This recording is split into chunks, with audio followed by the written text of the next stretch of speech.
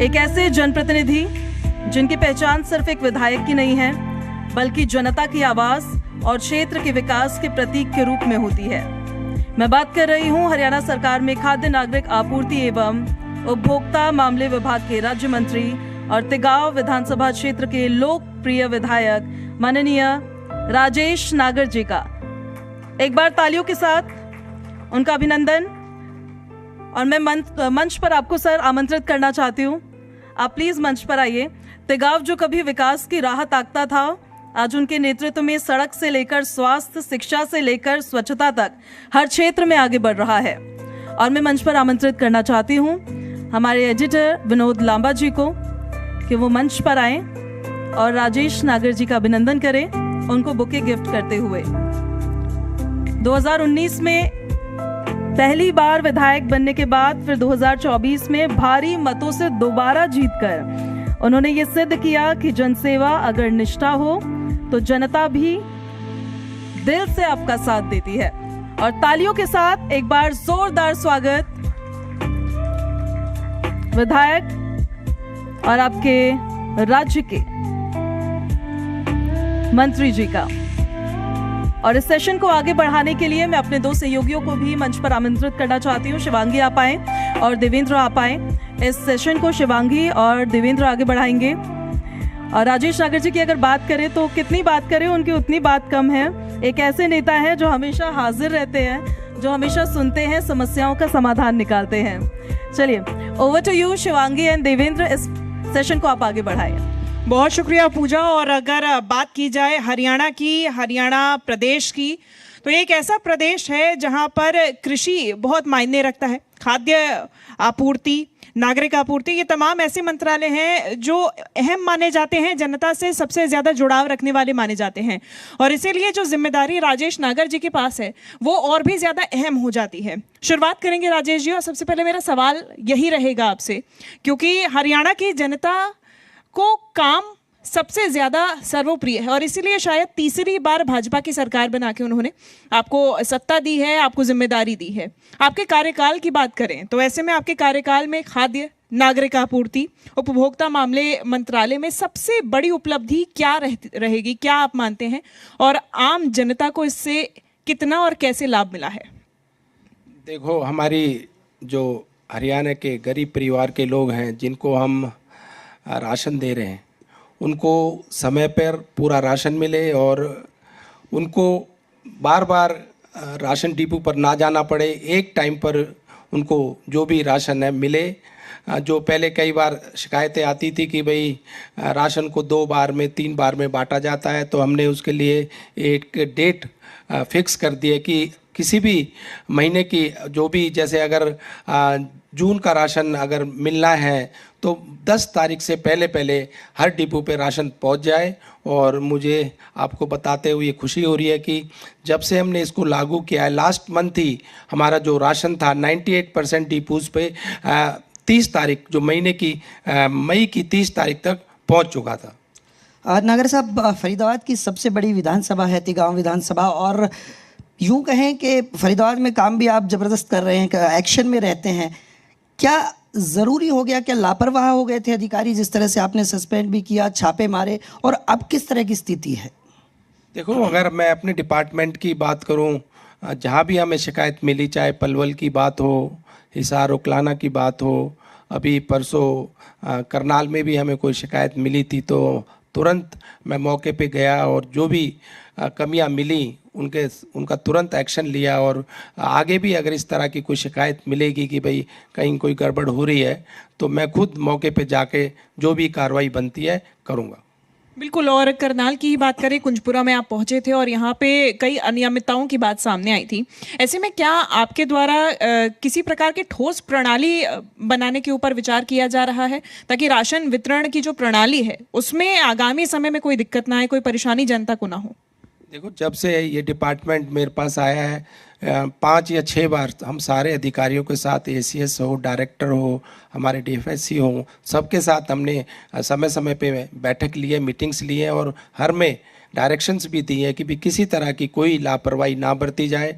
ये direct public से जुड़ा हुआ डिपार्टमेंट है। जो हमारे गरीब परिवार के लोग हैं, जो हमारे माननीय प्रधानमंत्री जी कहते हैं कि गरीब को राशन मिले, पूरा मिले, समय पे मिले, तो उसी के तहत हम काम कर रहे हैं। हमारे मुख्यमंत्री जी भी यही चाहते हैं, जो हमारे गरीब परिवार के लोग हैं उनको राशन समय पे और टाइम पे मिले। तो इसके लिए हम बार बार जो भी महीने में या महीने में 2 बार भी, 1 बार भी हमने बैठक ली है, और इस तरह की लापरवाही ना हो तो बैठक में हम निर्देश देते हैं। नगर साहब, सबसे महत्वपूर्ण ये हो जाता है कि एक नागरिक के लिए रोटी, कपड़ा और मकान, ये 3 चीज़ें हैं। एक डिपार्टमेंट आता है जो भोजन का है, खाद्य आपूर्ति विभाग का है। तो क्या माने जो मिलावटी सामान राशन डिपो में पहले दिया जा रहा था, लोगों को कम राशन दिया जा रहा था, और सीधे गरीब तबके से जुड़ा हुआ डिपार्टमेंट है, तो उसको लेकर क्या हम ठोस कदम, क्योंकि मेरी सहयोगी भी इस तरह का एक जो अभी क्वेश्चन किया था वो भी इसी के अनुरूप है, तो क्या कोई ऐसे कदम उठाए गए हैं जो सीधे तौर पर इन चीज़ों पर कटाक्ष करेंगे? देखो, इसके लिए हमने 2-3 कदम उठाए कि एक सीसीटीवी कैमरास हमारे सभी डिपोज पर लगे, उसके लिए टेंडर प्रोसेस चल रहा है। मशीनें जो हम दे रखी है सभी डिपोज को, उनको अपडेट कर कर लेटेस्ट मशीन रहे, जिससे कि कोई भी गड़बड़ ना हो सके। जो हमारा कंज्यूमर है, उपभोक्ता है, उसको अगर कोई शिकायत है तो वो शिकायत उसकी दूर हो जाए। इस तरह की कई चेंजेस हम करने जा रहे हैं, और आने वाले समय में आपको देखने को मिलेगा कि इस तरह की जो थोड़ी बहुत कमी होती थी वो बिल्कुल नहीं रहेगी। बिल्कुल, और इसमें मैं ऐड भी करना चाहूंगी Devendra, one nation one ration card के माध्यम से हरियाणा के काफ़ी गरीबों को आप लाभ पहुंचा रहे हैं। करीबन 22,93,000 से ज़्यादा लाभार्थी इसका लाभ उठा रहे हैं। लेकिन कई बार राशन डिपो में घोटालों की बात सामने आती है, जिसका सवाल किया ही है। लेकिन अनियमितताओं के साथ साथ समय पे राशन ना पहुंचना या तकनीकी खराबी जो शायद सीसीटीवी से हल ना हो सके, उसके लिए क्या समाधान है राजेश जी? देखो, उसके लिए हमने यही पहले आपको बताया कि हमने एक डेट फिक्स कर दी है। पहले इसकी डेट कोई फिक्स नहीं थी कि जैसे कोई जून का अगर कोई राशन आ रहा है तो कई बार 15 तारीख, 20 तारीख, 20 के बाद 25 तक भी आता था। तो हमने एक डेडलाइन, एक डेट फिक्स कर दी है कि हर महीने की जो भी महीने का राशन उसको मिलना है हमारे उपभोक्ता को, कंज्यूमर को, वो 10 तारीख से पहले पहले सभी डिपोज पे पहुंच जाए, जिससे उनको राशन में मिलने में देरी ना हो, कमी ना हो। नागर साहब, इसके अलावा क्योंकि नज़दीक मेवात भी लगता है, अब काफ़ी पिछड़ा इलाका है, इसके अलावा किस तरह से हम पूरा जो खाद्य आपूर्ति विभाग है वो किस तरह से अब काम कर रहा है? क्योंकि ये देखा गया, आपने मौके पर जाकर उन गाड़ियों की भी छापेमारी की, जांच की कि उनमें किस तरह की मिलावट तो नहीं है।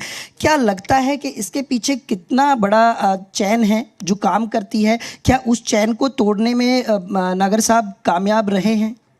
देखो, मैंने बताया आपको पहले भी, जो भी हमें शिकायत कहीं से भी मिली तो हमने तुरंत कार्रवाई की, और मैं खुद मौके पर भी गया हूं, और जहां भी कमी मिली हमने कार्रवाई के साथ सस्पेंड भी किए गए। कई जो अधिकारी उसमें मिले कि भी अधिकारियों की मिली भगत है या अधिकारी की कोई गड़बड़ी पाई, हमने तुरंत एक्शन लिया और सस्पेंड भी उनको किया। तो जहां भी हमें शिकायत मिली या आगे भी मिलेगी, उसमें तुरंत कार्रवाई करी जाएगी, क्योंकि कोई भी अधिकारी या कोई डिपो होल्डर या कोई और भी इसमें ट्रांसपोर्टर हो या किसी और डिपार्टमेंट के लोग हो जो इसमें मिले हुए हैं, उनके साथ तुरंत कार्रवाई की जाएगी। बिल्कुल, और ये ज़रूरी भी हो जाता है। हरियाणा की हम बात करें तो यहाँ पर लगातार नवीनीकरण, डिजिटलाइजेशन की कोशिशें की जा रही हैं। हाल ही में KYC पोर्टल लॉन्च किया गया, मोबाइल एप्लीकेशन लॉन्च की गई, जिसके माध्यम से घर बैठे ही आप KYC पर रजिस्ट्रेशन करवा सकते हैं। लेकिन कई ऐसे क्षेत्र हैं, कई ऐसे गांव हैं राजेश जी हरियाणा में, जहां पर इंटरनेट, स्मार्टफोन्स की अभी भी कमी देखी जा रही है, या फिर लोगों तक वो सुविधा जो हरियाणा सरकार देने की कोशिश कर रही है वो पहुंच नहीं पा रही है। इसके लिए क्या योजना है? कैसे इन लोगों को ये जो सरकार योजना देना चाह रही है, इसका लाभ वाकई में जड़ जड़ तक पहुंच सकता है, जन जन तक पहुंच सकता है? देखो, ज़्यादातर हमारे सभी गाँव में हरियाणा में इंटरनेट की वायर डाल दी गई है, और जो कुछ गाँव में रह भी गई है उसमें डाली जा रही है। और ये हमने दुरुस्त किया गया है कि भाई सभी डिपो जो होल्डर्स हैं या डिपो की जहाँ भी दुकानें या शॉप्स हैं उनमें एक इनकी इंटरनेट की लाइन दी जाए, जिससे कि कई बार ये दिक्कत आती थी कि इंटरनेट स्लो चल रहा है या इंटरनेट नहीं चल रहा है, तो उसमें जो आगे आने वाले उसमें ये शिकायतें दूर हो जाएगी कि भाई सभी डिपोज होल्डर को इंटरनेट का कनेक्शन मिले और उनको लाइन का लाभ मिले। तो सभी गाँव में ज़्यादातर डाल दी गई है, कुछ जो गाँव में रह गई उनमें काम चल रहा है, उनमें भी जल्दी डाल दी जाएगी। क्या ऐसे पोर्टल्स के साथ साथ में क्या गांव-गांव तक जाकर किसी टीम का भी निर्धारण किया जाएगा, टीम बनाई जाएगी जो कि इन लोगों को और अच्छे तरीके से बेहतर तरीके से समझा सके कैसे जुड़ना है, उसके लिए क्या टीम्स का गठन किया जाएगा? देखो समय समय पे हमने कई सेमिनार्स लगाए हैं, कई गांव में भी जाकर हमारे अधिकारियों ने लोगों को समझाया। और अभी हमने 2 महीने पहले ही एक मीटिंग की थी, बैठक की थी, तो हमने सभी अधिकारियों को, हमारे डीएफएससी, एफएसओ, इंस्पेक्टर्स को अब निर्देश दिए कि हर ऑफिसर अपने इलाके में अपने जो भी उसका एरिया आता है उसमें 4 डिपोज की सर्वे करेगा और जाकर खुद फिजिकली वहाँ जाएगा। ये नहीं कि उनको बुला के अपने ऑफिस में बुला के उनकी कोई प्रॉब्लम है उसको पूछे या दूर करे। तो हमने निर्देश दे दिए, डायरेक्शन दे दिए गए कि सभी अधिकारी हर महीने कम से कम 4 डिपोज की पर जाकर निरीक्षण करेगा। कोई दूर जो कोई कमी है उसको दूर करेगा, कोई और शिकायत है उसको भी दूर करेगा। तो इस तरह से हमने सभी अधिकारियों की ड्यूटीज़ और उनकी जिम्मेदारी बांट दी है। नगर साहब, आपके मंत्रालय के साथ साथ आपके जिले की, आपके विधानसभा की बात की जाए तो हरियाणा का एक सबसे बड़ा औद्योगिक क्षेत्र था फरीदाबाद। अब क्या उम्मीदें लगाई जाएं, किस तरह से अब आने वाले दिनों में फरीदाबाद विकास करेगा? क्या यहाँ महत्वपूर्ण चीज़ें रहने वाली हैं जो लोगों को एक बार फिर से यहाँ रोज़गार देंगी, यहाँ के इंफ्रास्ट्रक्चर को मजबूत करेंगे, यहाँ के लोगों के विश्वास को बढ़ाएंगी?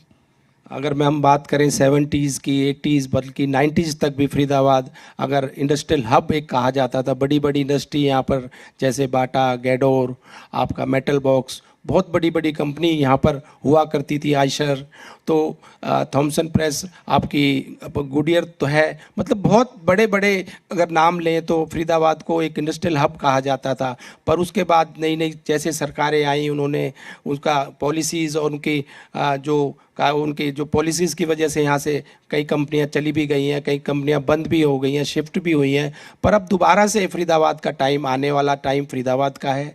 अगर जोग्राफिकल सिचुएशन की अगर हम बात करें, अगर फरीदाबाद को अगर हम देखें तो हमारे अगर गुड़गांव हमने जाना है तो उतना ही समय लगेगा, नोएडा जाना है तो उतना ही समय लगेगा, दिल्ली जाना है तो उतना ही समय लगेगा। क्योंकि अगर गुड़गांव से अगर कोई नोएडा जाता है तो उसको बाया फरीदाबाद या बाया दिल्ली जाना पड़ेगा। तो इस तरह से हम एक सेंटर प्लेस में सिचुएटेड हैं, जो हमें ये उसका बहुत फ़ायदा मिलेगा। तो आने वाले समय में जैसे जेवर एयरपोर्ट की बात करें, अगर जेवर एयरपोर्ट वर्ल्ड का 3rd लार्जेस्ट एयरपोर्ट जो बनने जा रहा है, उसका भी अगर फ़ायदा मिलेगा सबसे ज़्यादा, अगर हरियाणा में उसकी बाउंड्रीज टच होती है, सबसे पहले तो हमारे फरीदाबाद की बाउंड्रीज टच होती है।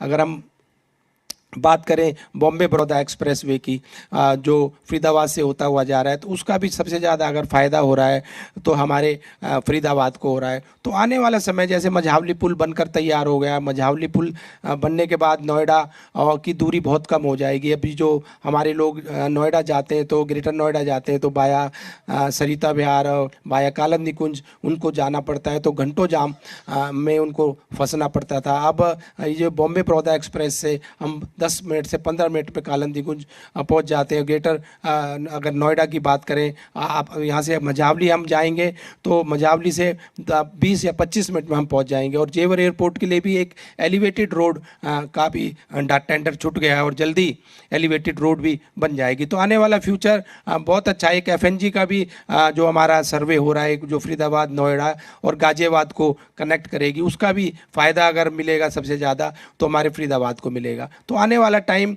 एक फरीदाबाद का है। जैसे गुड़गांव जो का राइज होने का कारण क्या था, वहाँ 2 तो मदर यूनिट आ गई थी, मारुति और हीरो होंडा, और पर उसकी जो कनेक्टिविटी थी जयपुर हाईवे और एयरपोर्ट नज़दीक होने की वजह से ये जो IT कंपनीज आ गई जो गुड़गांव में, तो एक रीज़न था गुड़गांव को राइज होने का। तो आने वाला टाइम, आने वाला समय अब फरीदाबाद का है और फरीदाबाद आप देखेंगे जल्दी गुड़गांव को सरपास करके आगे बढ़ेगा। बिल्कुल। और दिल्ली एनसीआर में जब विकास की बात करते हैं तो गुड़गांव, नोएडा ऐसे क्षेत्र हैं जो काफी तेजी से आगे बढ़े हैं और अब फरीदाबाद उस प्रगति को मैच करने की कोशिश कर रहा है, विकास की प्रगति को। लेकिन क्या तिगांव विधानसभा क्षेत्र उस स्मार्ट परियोजना की, अगर विकास के मामले में बात करें, क्या उस प्रगति को फरीदाबाद के साथ भी मैच कर पा रहा है? क्योंकि कई बार ऐसी समस्याएं सामने आती हैं, बुनियादी समस्याएं, सीवरेज, पानी, सड़क के मामले सामने आते हैं जिसमें लोगों को परेशानी हो रही है। तो ऐसे में आपके पास अगर आगामी 4 वर्षों की बात करें तो क्या समयबद्ध योजना है जिससे तिगांव विधानसभा क्षेत्र भी एक आदर्श विधानसभा क्षेत्र बन सके? देखो, 2014 में हमारी सरकार पहली बार हरियाणा में आई और आज हम बात करें 2014 से पहली और 2014 के बाद की। 2014 से पहले गाँव में 8 घंटे 10 घंटे बिजली आया करती थी।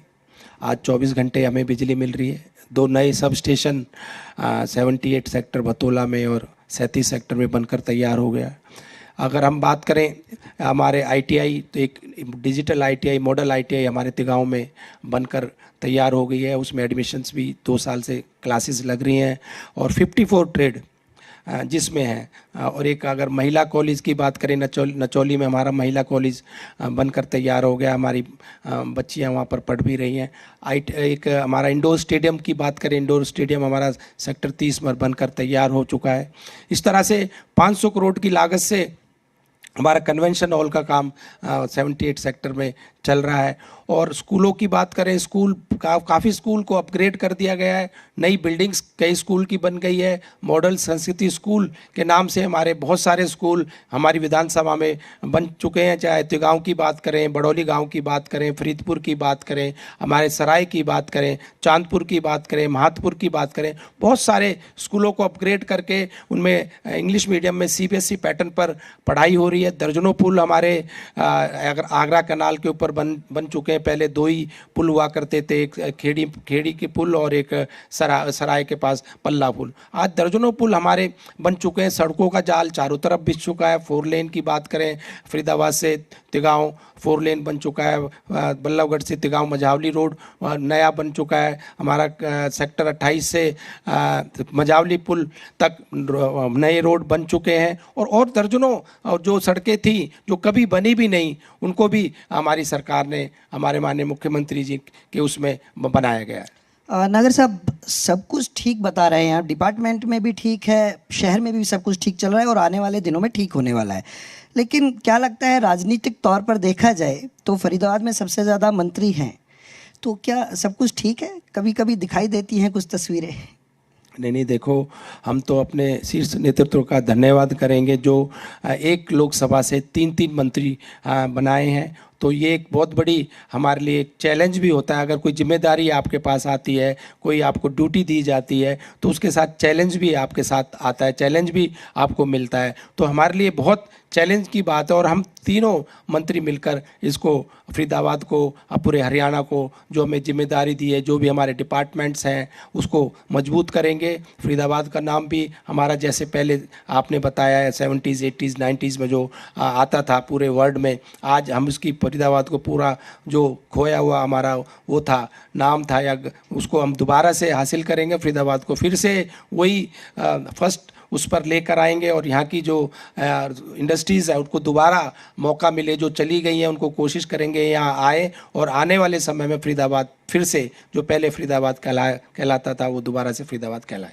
बिल्कुल। और मेरा आखिरी प्रश्न रहेगा राजेश जी आपसे, हरियाणा प्रदेश की बात करें तो यहाँ पे आधार कार्ड अपडेशन और साथ ही साथ नए कार्ड बनने में लंबे वक्त का समय लग रहा है, लंबी देरी हो रही है। साथ ही साथ में आधार लिंकिंग और राशन कार्ड से जिन लोगों के नाम कट गए हैं, उन लोगों के लिए अब क्या समाधान है? देखो, जो हमारे हरियाणा एकमात्र स्टेट है जो जिसकी हमने पूरे भारत में, अगर पूरे देश की बात करें, इसकी सीमा 1,20,000 है। हमने उसको बढ़ाकर 1,80,000 कर दिया, जिससे काफ़ी लोगों को परिवार, काफ़ी परिवारों को इसका लाभ मिल सके। जो योजनाएं हम देते हैं गरीब परिवार के लिए, बीपीएल के लिए, उनको लाभ मिल सके। तो इसी के तहत हमारी जो और स्टेट्स हैं और राज्य हैं, उनके हिसाब से हम ज़्यादा लोगों को ये सुविधाओं, योजनाओं का लाभ उनको मिल रहा है। और रही बात जो इस योजना के तहत जिन लोगों ने अपने नाम रजिस्टर्ड करा लिए थे, अब उनके चेकिंग जो हो रही है, जो शिकायत हमें मिलती है, किसी के पास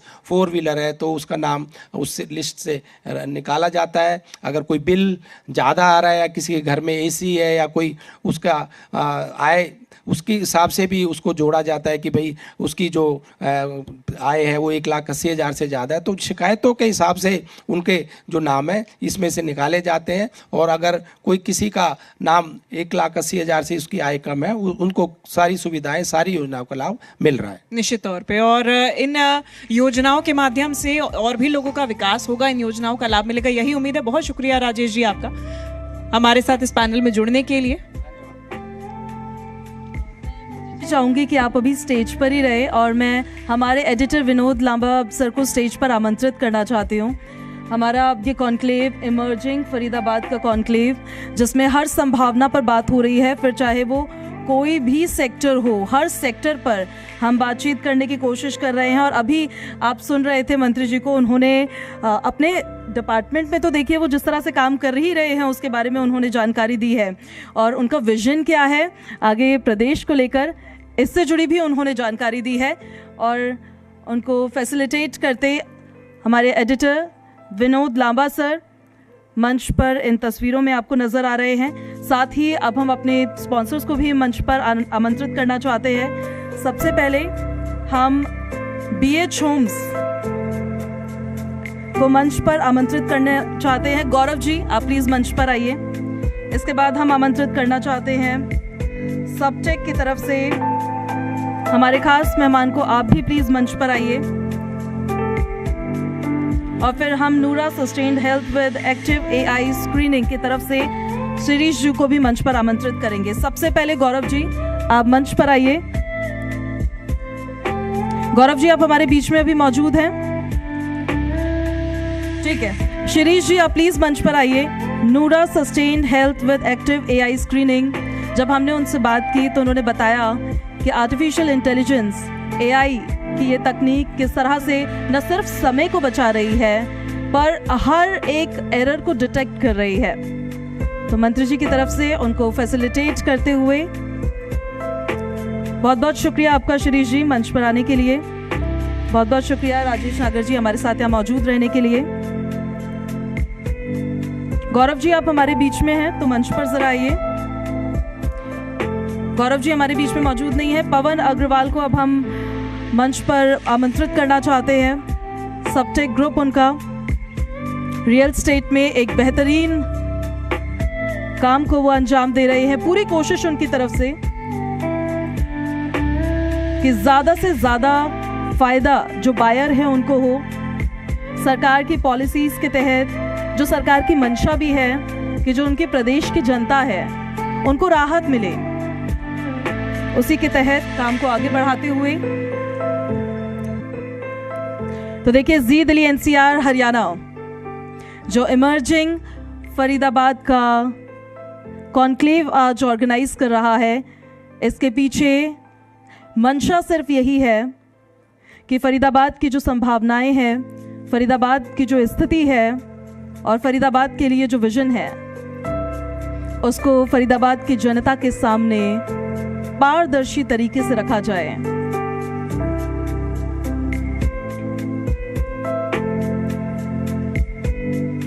साथ ही जी दिल्ली NCR हरियाणा की तरफ से हर एक कोशिश होती है ये कि जनता से जुड़े हर एक मुद्दे को हम उठाए ताकि हर समस्या का समाधान जल्द से जल्द हो पाए। और ये हमारी तरफ से सर एक भेंट है आपके लिए। एक बार जोरदार तालियां मंत्री जी के लिए, उन्होंने अपना समय हमें दिया है। बहुत बहुत शुक्रिया सर, बहुत बहुत शुक्रिया आपका।